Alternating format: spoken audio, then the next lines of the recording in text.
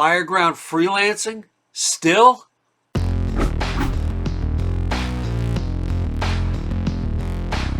Hey, this is Billy Goldfeder answering some questions from you as part of our What's Your Problem series hosted by firerescue1.com and Lexipol. Here's today's question. Why don't firefighters understand what freelancing is and isn't? Is it that difficult to get? What, do you have an hour?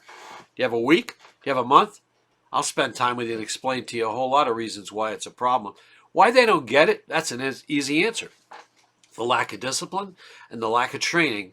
And let's start with training based upon policy. And then we've trained the people. And now we apply discipline because we've already trained you on how to behave, right? So freelancing on the fireground is because it's allowed. The organization does not train properly. The organization does not have proper discipline. Command, control, and accountability is non-existent. And you can tell me all day long, I establish command all the time.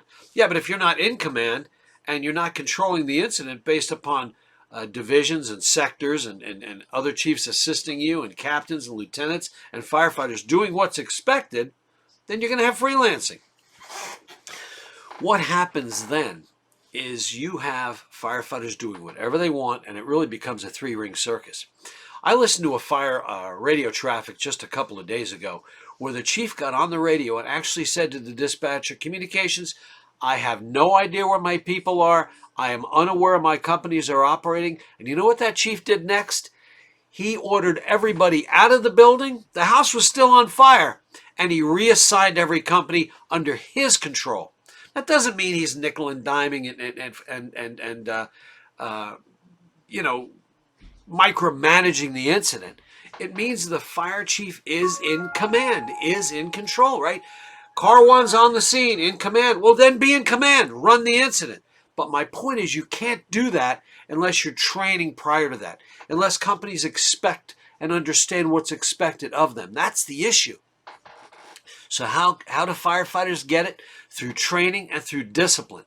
And in understanding that there are certain ways we're going to operate on our fireground and certain ways you're absolutely never going to operate on the fireground. Think about a pro football team, and you've heard me on this use that as an example. The teammates and the team players don't do whatever they want to do. There's a quarterback, your interior captain, so to speak. There's coaches, those are your division supervisors or your incident commanders. And together, based upon a plan that they've practiced on, they now understand how they're going to operate. Now, doesn't mean they're micromanaging it. If the football goes this way, we got to respond to that. If the fire goes this way, we have to respond to that. So that's really, we're not talking about micromanaging. We're talking about based upon a certain way that we need to operate so we know where our people are, so we know certain tasks are being accomplished, and that we can account for everybody on the fireground.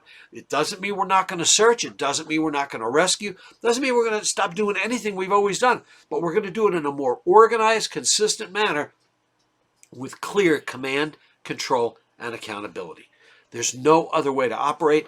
And if you're sure that or if you're still confused or unsure, email me and I'll send you NIOSH reports that will identify exactly where the freelancing led to firefighter deaths. Thanks for your question. And look, email me at firerescue1 with any other questions you have. Obviously, I'm pretty passionate about the one we just talked about. It's a big deal. We still have firefighters out there playing on the fireground. It's a fireground, not a playground, right?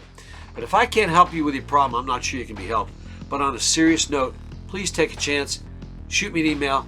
Let me have a shot at solving your problem, and maybe I can make it where your career and your time on the job is a little bit better and more enjoyable. Thanks so much.